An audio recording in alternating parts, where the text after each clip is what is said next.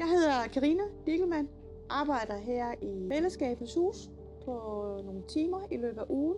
Det her hus, det er jo sådan et sted, hvor det er sådan sårbare mennesker i forskellige svære livssituationer. Vi tilbyder nogle aktiviteter i form af fællesspisning, film.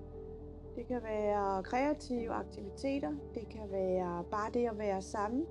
Der er også kommet som noget nyt, og der er kommet noget med noget bevægelse og noget motion.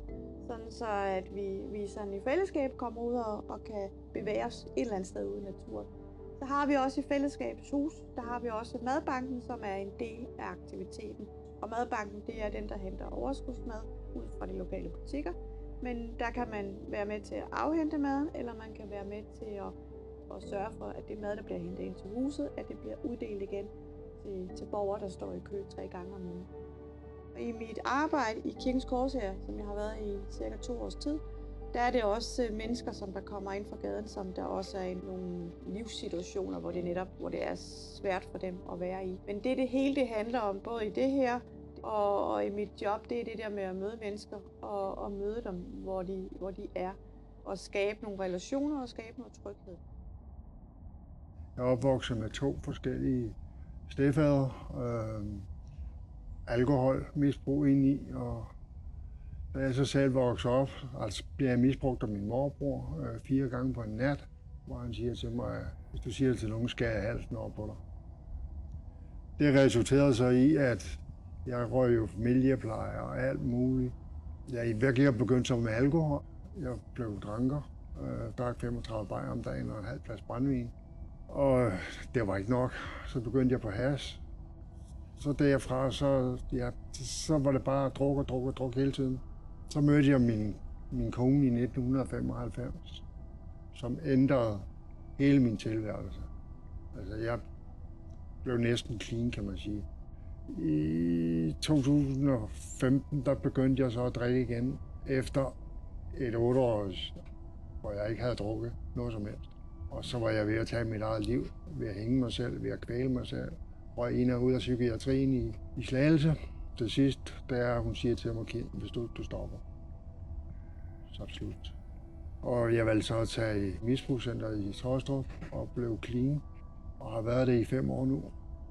Og jeg kommer hjem deroppe fra, og så siger hun så, Kim, der står noget på Facebook. Jamen, det søger frivilligt ude i madbanken. Der var vi nede på kommunen.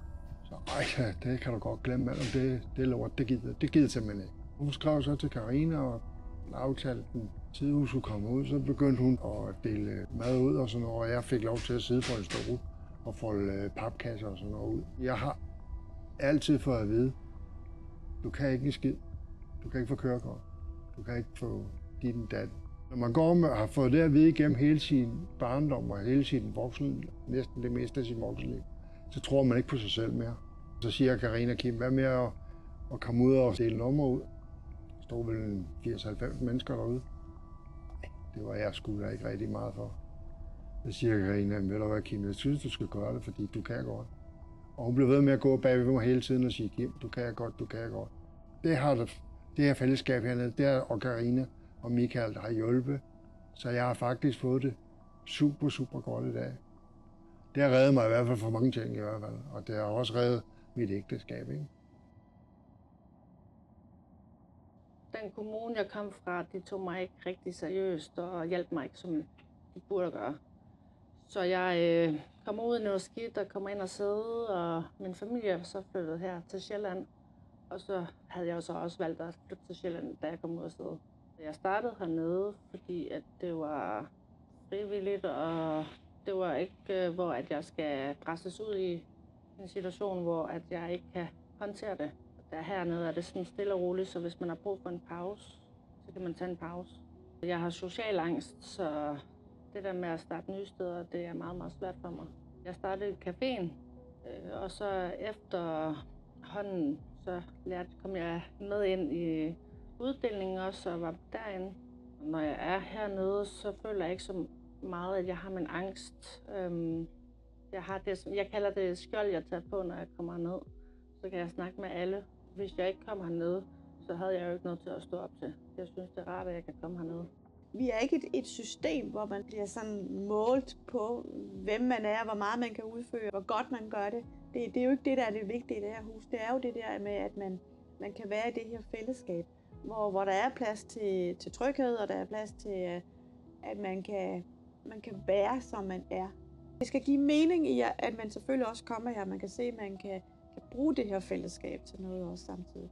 Og det er det de fleste, der kan. Hvis der kunne blive tilført de der ekstra ressourcer til huset, så ville der også kunne skabes flere trygge fællesskaber. For der kommer faktisk flere og flere til, hvor det handler om både en snak, og det handler om at være i netværk med andre mennesker. Det handler også om noget tryghed og nogle relationer til, at man ved lidt, hvor kan man gå hen, hvis man har brug for en snak. Der er meget, der skal noget at fortælles, fordi de ved godt, at jeg ikke er her sådan en hel dag. Så det bliver sådan lidt sådan hurtigt beskeder, kan man sige. Ikke? Også det der med, at hvis man møder mennesker her lidt tidligere, før det måske bliver alt for alvorlige livskriser, de er i, så vil man måske kunne nå at opfange noget mere, der ikke kan nå at blive helt så alvorligt måske for dem. Ikke? Det er jo ikke kun en menneskelig investering, som man laver her i huset.